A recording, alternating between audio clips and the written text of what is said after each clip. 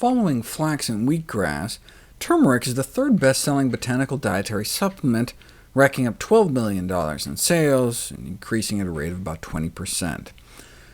Curcumin is a natural plant product extracted from turmeric root, used commonly as a food additive, popular for its pleasant mild aroma and exotic yellow color, considered unlikely to cause side effects. Just because something is natural, though, doesn't necessarily mean it's not toxic. Strychnine is natural, cyanide is natural, lead, mercury, and plutonium are all elements. Can't get more natural than that. But turmeric is just a plant. Plants can't be dangerous. Tell that to Socrates.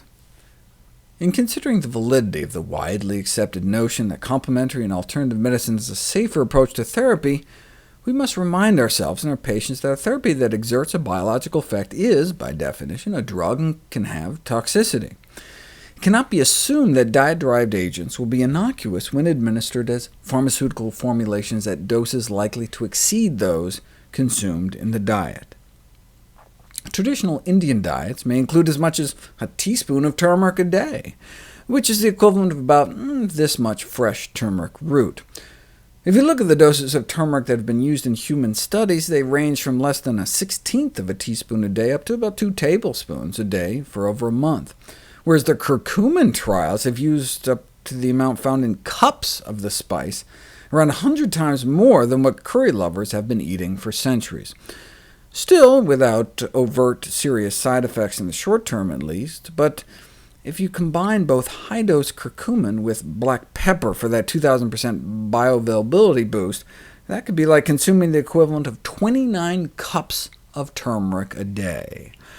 That kind of intake could bring peak blood levels up around here, where you start seeing some significant DNA damage, in vitro at least. So just incorporating turmeric into our cooking may be better than taking curcumin supplements, particularly during pregnancy. The only other contraindication cited in the most recent review was the potential to trigger gallbladder pain in people with gallstones.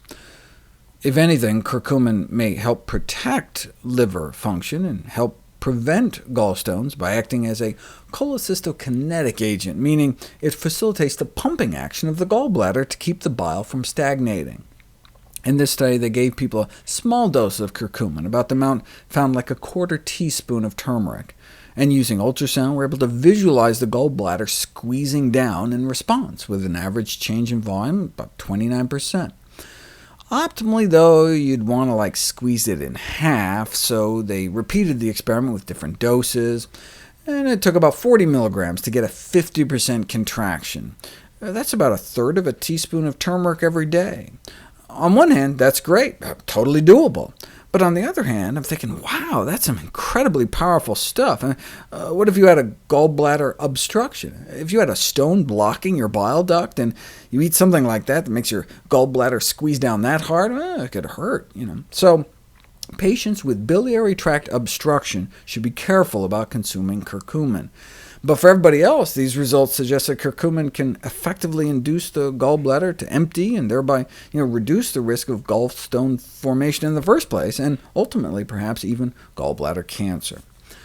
Too much turmeric, though, may increase the risk of kidney stones. As I mentioned in a previous video, turmeric is high in soluble oxalates, which combine to calcium form insoluble calcium oxalate, which is responsible for approximately 3/4 of all kidney stones. So the consumption of even moderate amounts of turmeric would not be recommended for people with a tendency to form kidney stones.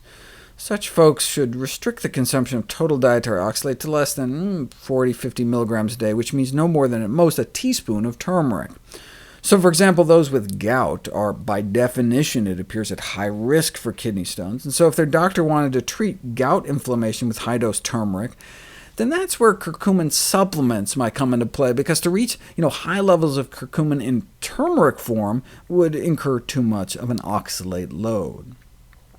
If one is prescribed a supplement, how do you choose? The latest review recommends purchasing from Western suppliers that follow recommended good manufacturing practices, which may decrease the likelihood of our buying an adulterated product.